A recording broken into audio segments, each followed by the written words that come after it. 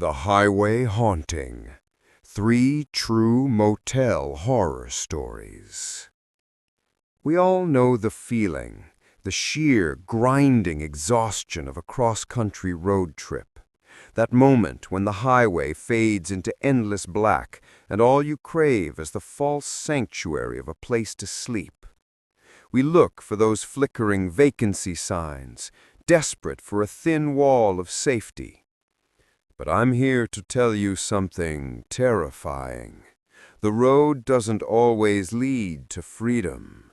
Sometimes, when you pull off the main path, exhausted, vulnerable, and alone, the darkness finds you. It doesn't reside in deep forests or haunted mansions. It waits, watching under the buzzing neon of a roadside motel.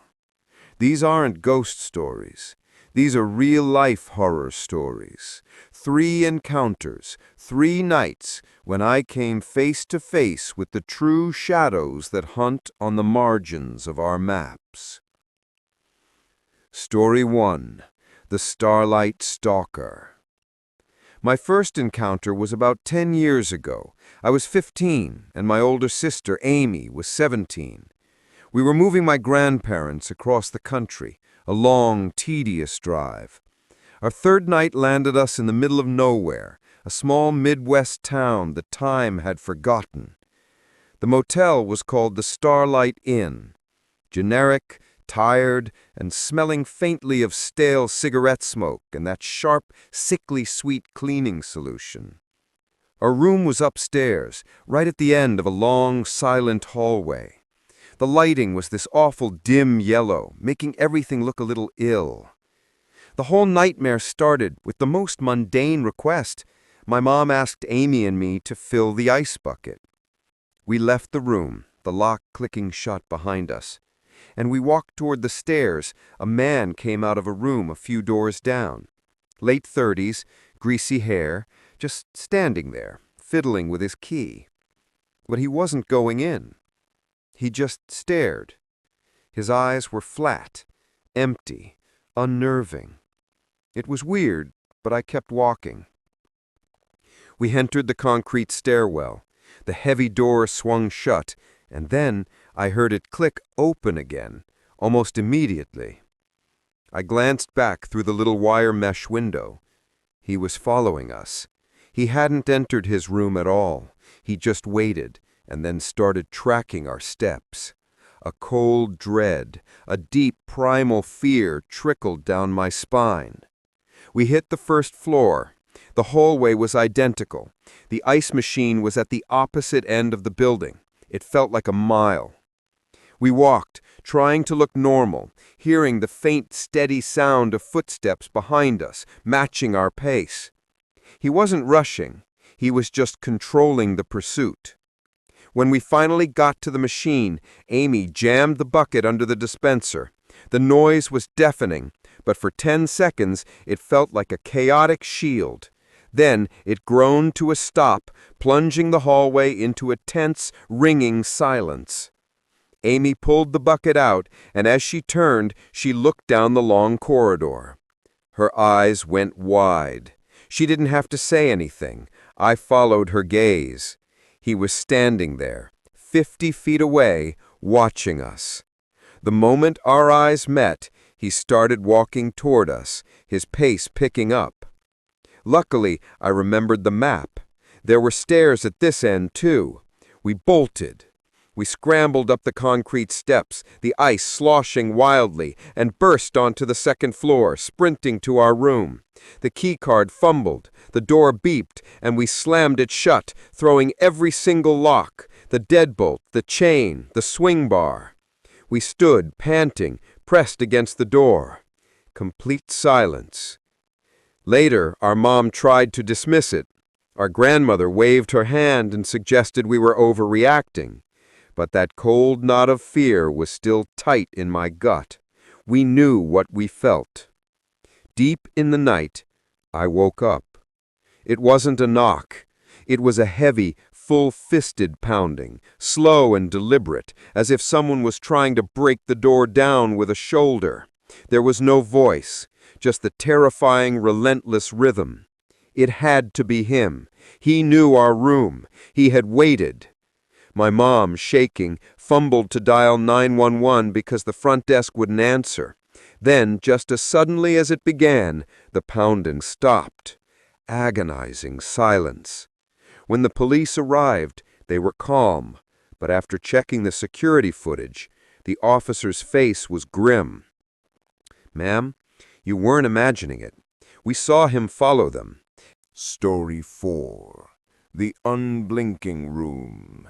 The Lighthouse Motel.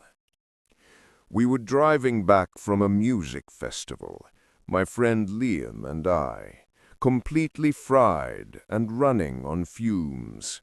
We hit a small town in Oregon around 3 a.m. We found a place called the Lighthouse Motel.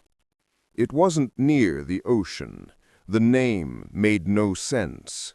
It was just a dingy two-story box with a neon sign missing half its letters. Liam checked us in. The clerk, a woman who looked like she hadn't slept since the 90s, was silent and kept staring at the floor. She handed over the key, room 10. She gave us one instruction, her voice a low rasp: "Don't open the window." I remember thinking, why would we?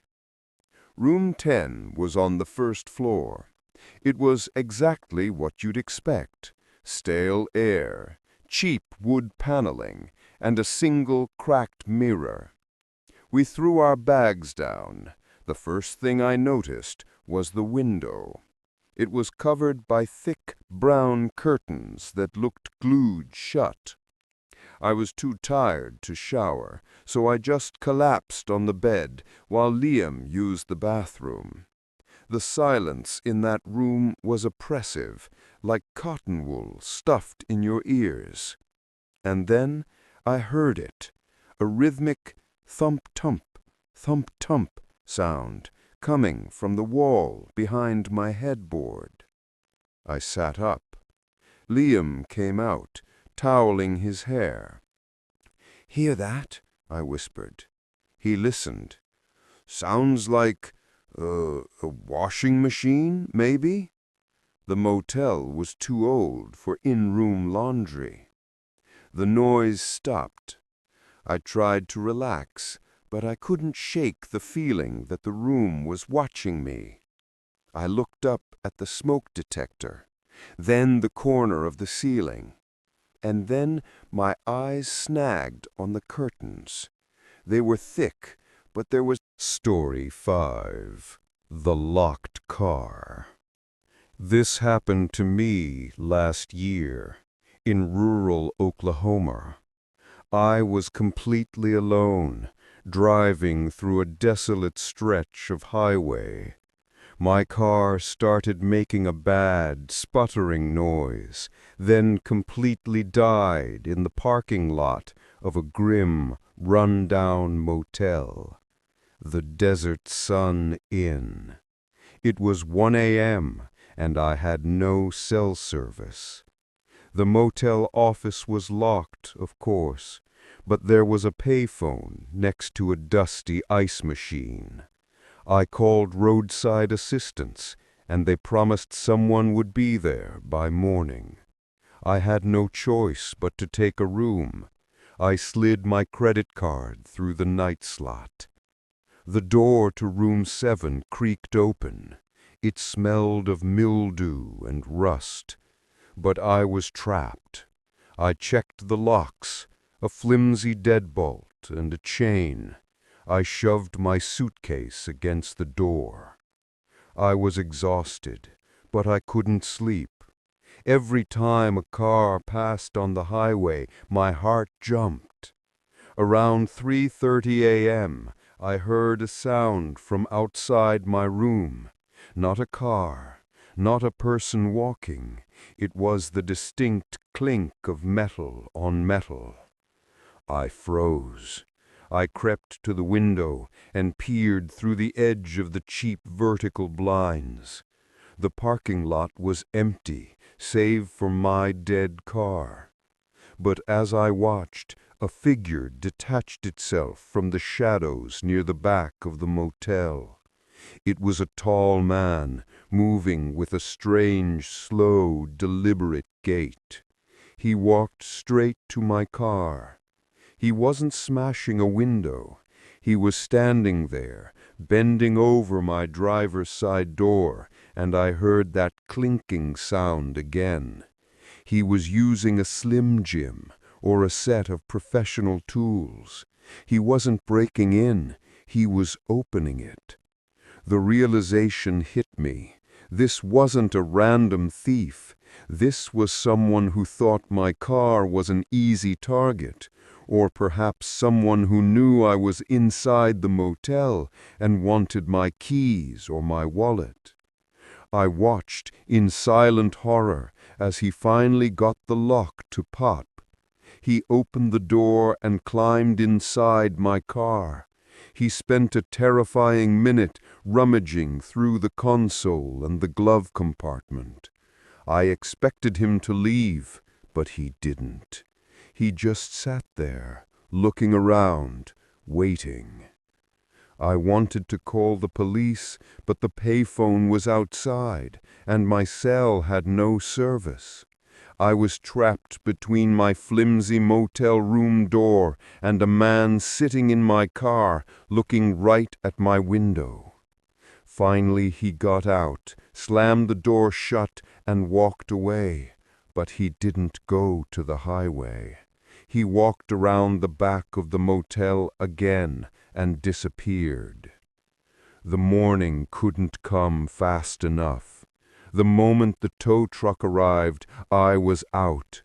When the mechanic checked my car, he found a small, cheap GPS tracker taped underneath the back bumper.